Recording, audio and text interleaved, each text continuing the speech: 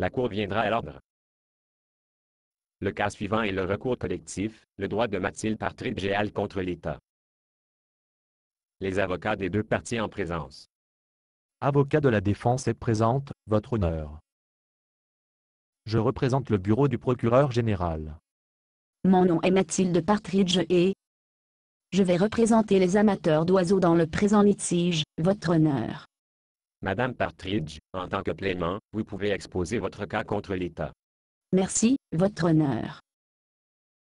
Comme vous le savez, les amateurs d'oiseaux, nous avons essayé d'adopter une législation rendant légal pour les amateurs d'oiseaux de se marier leurs oiseaux. Mais en vain.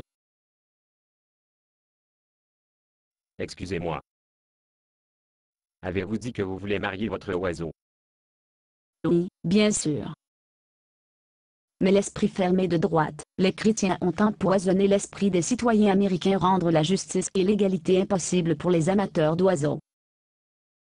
En conséquence, les amateurs d'oiseaux, nous demandons aux tribunaux de légiférer sur le banc, comme ils l'ont fait dans d'autres cas, les droits civils. C'est simplement une question d'équité. Comment pouvez-vous répondre à ces accusations?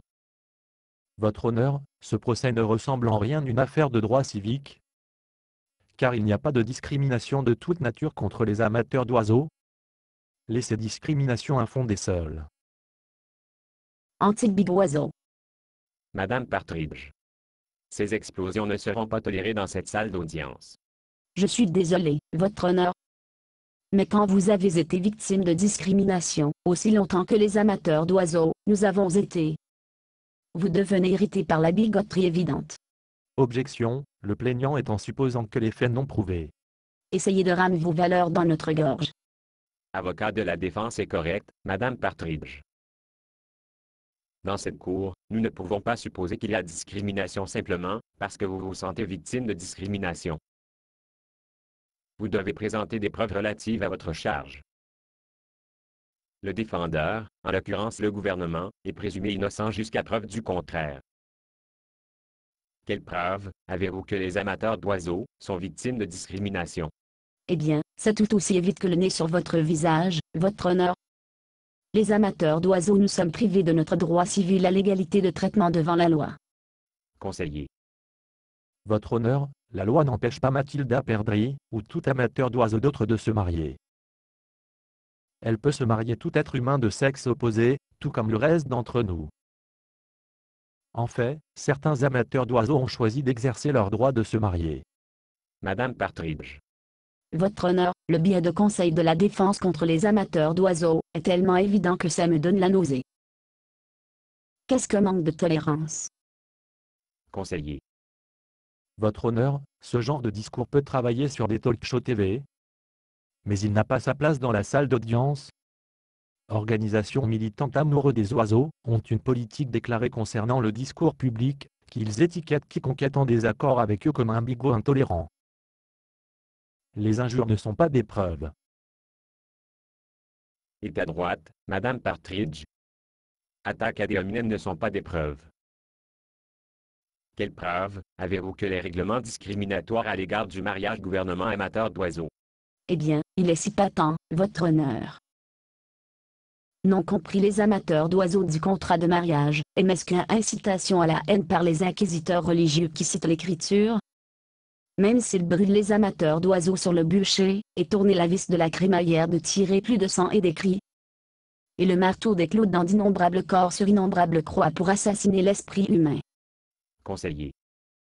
Votre honneur, ces appels émotionnels sont très touchants. Mais ils ne sont pas des preuves. Le fait est que personne ne s'arrête amateur d'oiseaux d'aimer leurs oiseaux. Et s'ils veulent faire des vœux de fidélité envers leurs oiseaux, nul ne peut les arrêter. Je mets au défi de la requérante au nom d'un droit unique dans la déclaration des droits que nous violons en omettant de faire une telle mariage légal. Madame Partridge.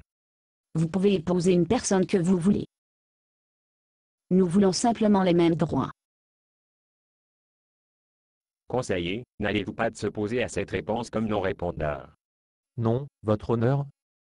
Je voudrais répondre à l'argument. Le fait est que nous ne pouvons pas épouser quelqu'un que nous voulons. Je ne peux pas épouser ma sœur ou mon frère. Je ne peux pas épouser mon fils ou ma fille. Je ne peux pas épouser mon père ou ma mère. Dans la plupart des juridictions, je ne peux même pas épouser mon cousin germain. Et si je suis déjà marié, je ne peux pas épouser une seconde de personne, peu importe combien je l'aime. Ce que le plaignant comme pour permettre aux gens de se marier leurs enfants? Non. C'est pervers. Alors, vous admettez que nous devrions avoir des limites sur ce que nous sommes autorisés à se marier? Non, je me suis ravisé. Vous pouvez épouser quelqu'un que vous voulez. Tant que je puisse épouser mon oiseau. Conseiller. Votre honneur, dans le cas de Jones contre Alain, la Cour suprême américaine a déclaré: le mariage a été une longue coutume avant que l'État a commencé à délivrer des licences à cette fin. Dans tous les cas, le mariage a toujours été considéré comme l'union d'un homme et une femme, et nous ont été présentés avec aucune autorité à l'effet contraire. Le fait est, votre honneur, si le contrat de mariage cesse d'inclure seulement un homme et une femme, cesse d'être le mariage. Bigot. Beardeford. Beardephobe. Madame Partridge. C'est tout autant un droit de caractère civil que l'égalité des races.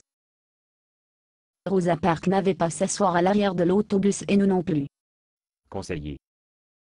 Votre honneur, Rosa Parks a été victime de discrimination en raison de la couleur de sa peau. Les amateurs d'oiseaux essaient de faire le choix d'un amant sur le même pied avec la couleur de peau. Exactement. Quel est votre point? Mon point est que, jusqu'à récemment, le choix d'un oiseau, comme un amant, était considéré comme un acte immoral. Le plaignant préconisant l'octroi de licences d'autres actes immoraux?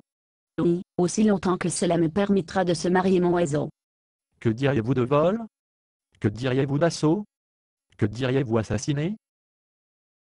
Ce sont des actes immoraux. Pourquoi ne pas les permis de trop? Eh bien, c'est différent. Comment sont-ils différents? Je ne sais pas. Ils ne sont tout simplement. Les amateurs d'oiseaux, nous n'avons pas de mal à personne.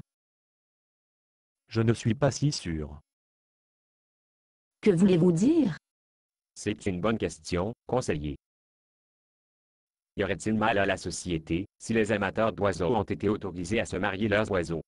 Les maladies transmises entre les partenaires parmi les amateurs d'oiseaux est aussi élevée que 80% dans certaines populations d'oiseaux amants.